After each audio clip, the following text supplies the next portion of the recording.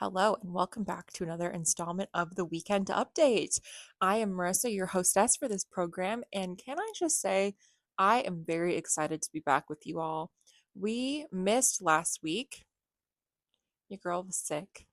hmm Unfortunately, I finally got hit with the cold thing that's going around, and it was great because it was my husband's birthday. Moving on. But, anyways, let's dive in. We're back in the saddle. The positive thing about being sick is that I got a lot of reading done. What else is there to do when you're sick except read and watch Vanderpump Rules? And let me tell you, I have been doing both of those things pretty intensely. So, first things first, I completed And Now Back to You by BK Borison. So, if you have been following along for the last couple weeks, you know that First Time Caller was a 5-star read for me. I loved it. If you're watching this on YouTube, I kind of went on a rant about how much I loved the book. There's your reminder. Follow, like, and subscribe if you haven't yet. But I had really high hopes for this because I really loved Jackson from the glimpses of him that we got in First Time Caller. And I was really curious to see where his character would go. I ended up rating this 3.75 stars. I have a video of me sharing my full thoughts. I'm not sure if I will have posted this at this point.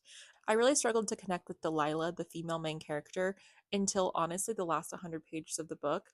She is meant to be this very like whimsical, happy, fun character, but I felt like she kind of fell into the manic pixie dream girl of it all.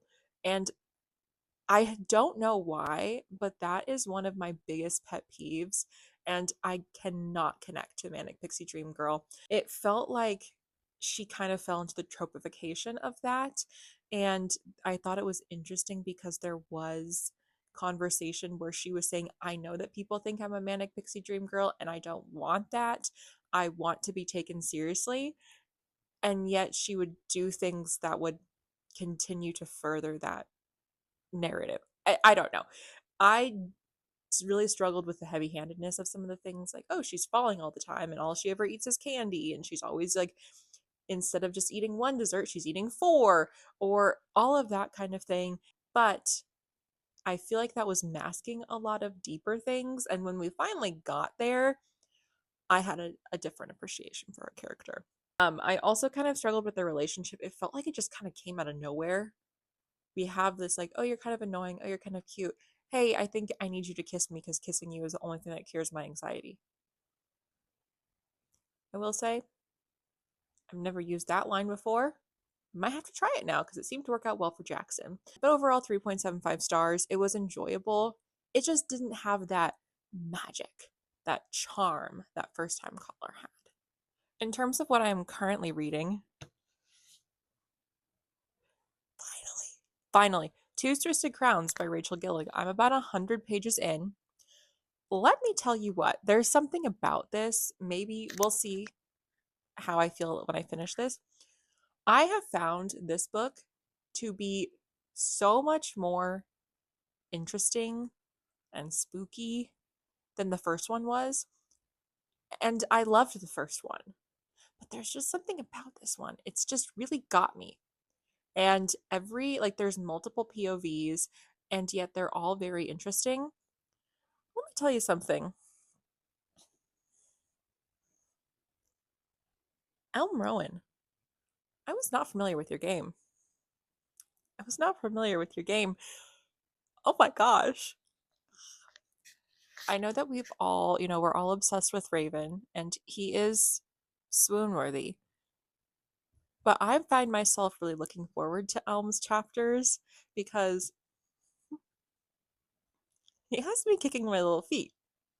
I'm reading and I'm like I'm 30 years old. It's kind of embarrassing, but I'm really digging it so far. This was one of my most anticipated reads of the month, and I'm really having a good time with it. We are also still listening to Famous Last Words by Gillian McAllister. We had a bit of a break from that, probably like a week-long break, a week plus, and the last time that we had listened to it, I was like starting to get sick, so I didn't really know what was going on.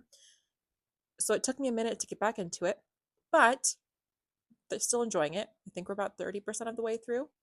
So I'll keep you guys posted on that as well.